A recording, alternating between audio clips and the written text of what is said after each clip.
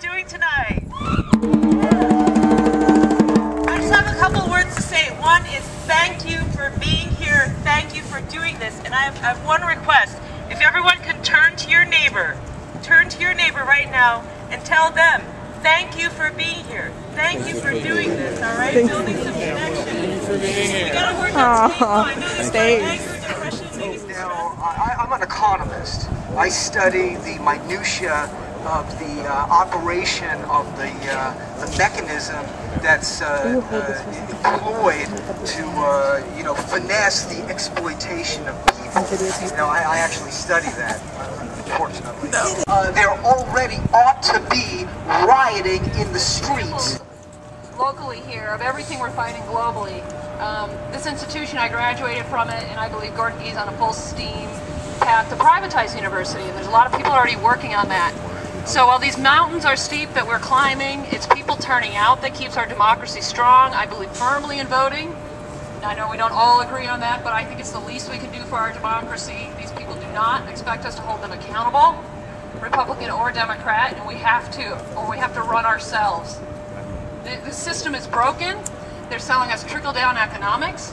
Unfortunately, some people want to believe fairy tales, and if you haven't figured out what's trickling down yet, you will.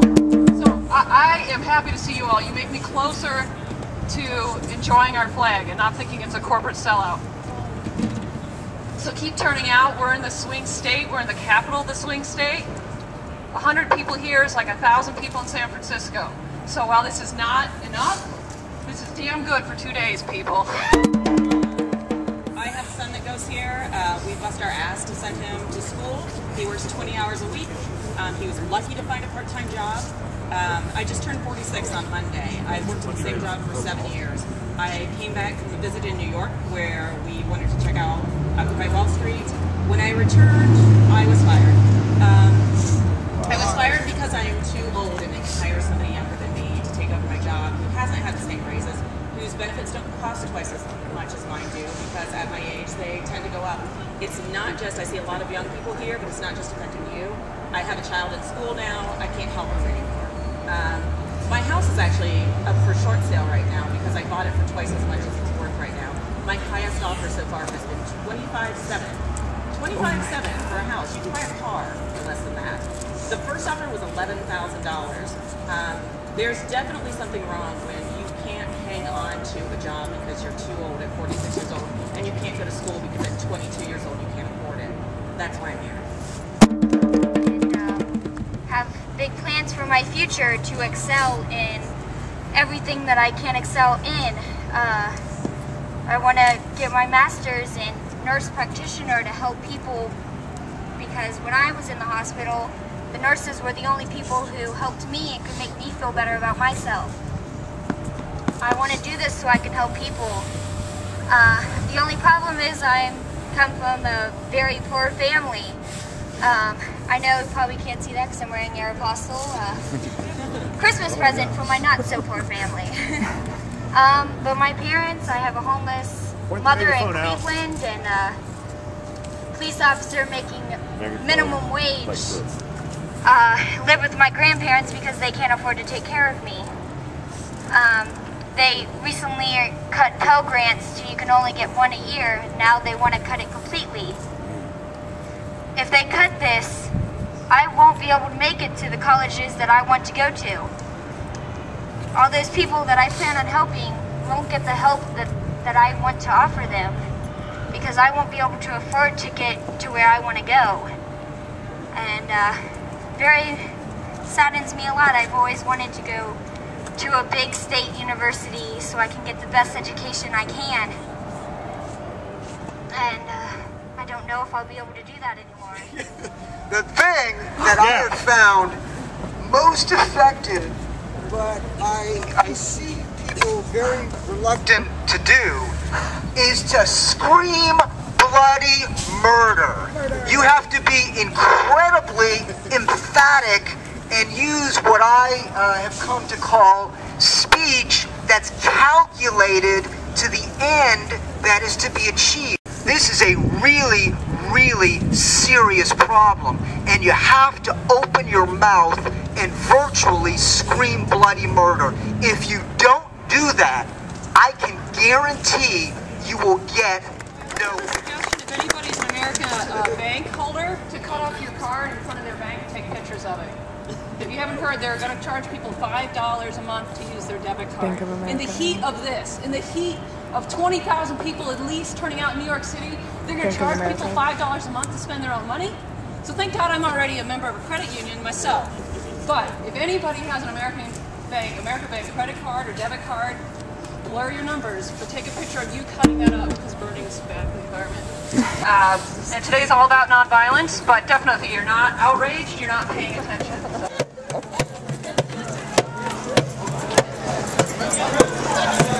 Let's do it.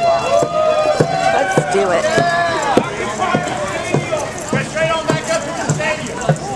Yeah. We are the 99%. We are the 99%.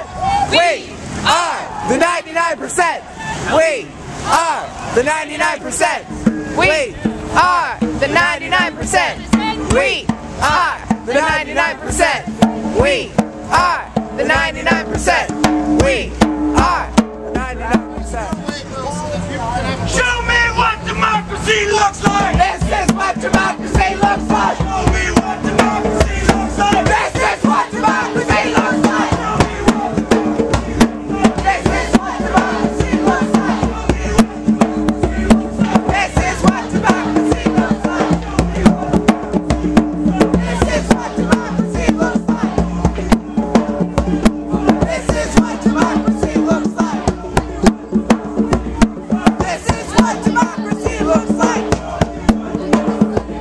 This is what democracy looks like. This is what democracy looks like.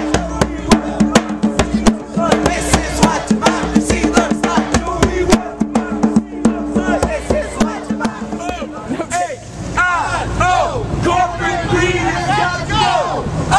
O-H-I-O, corporate greed has got to go. O-H-I-O, corporate greed has got to go. O-H-I-O, corporate greed has got to go. O-H-I-O, corporate greed has got to go. O-H-I-O, corporate greed has got to go. O-H-I-O, corporate greed has got to go. O-H-I-O, corporate greed has got to go. O-H-I-O, corporate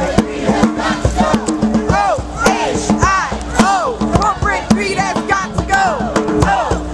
O-H-I-O, corporate greed has got to go.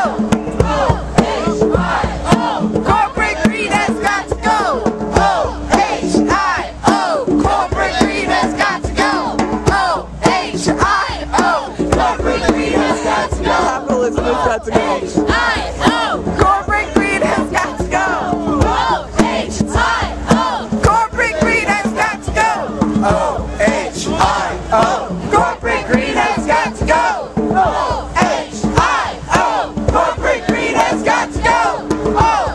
O-H-I-O, corporate greed has got to go. O-H-I-O, corporate greed has got to go. You say Wall Street, occupy. Wall Street, Occupy. Wall Street. When I say occupy, you say Wall Street. Occupy! Wall Street. Occupy! Wall Street. When I say occupy, you say Wall Street! Occupy! Wall Street. Occupy! Wall Street. When I say occupy, you say Wall Street! You didn't say occupy. They don't have to win. They don't have to win.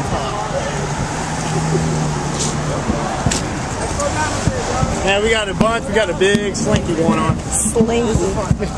Maddie, stop.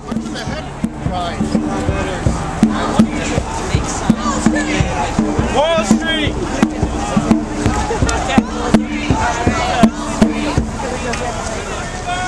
You're not independent. You're still with this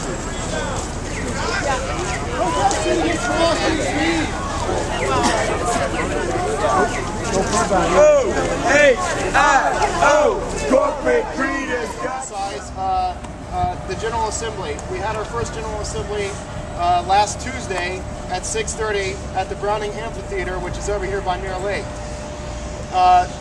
about 40 people showed up, and we had a General Assembly, which is a form of direct democracy. And it's basically, as you would imagine, people just saying, hey, I would like to say something, they get on the list, and then whenever it's their turn, they come up and they address the Assembly. I emphasize this because the most important thing for us to do is to get organized. Our society is very alienating. We have no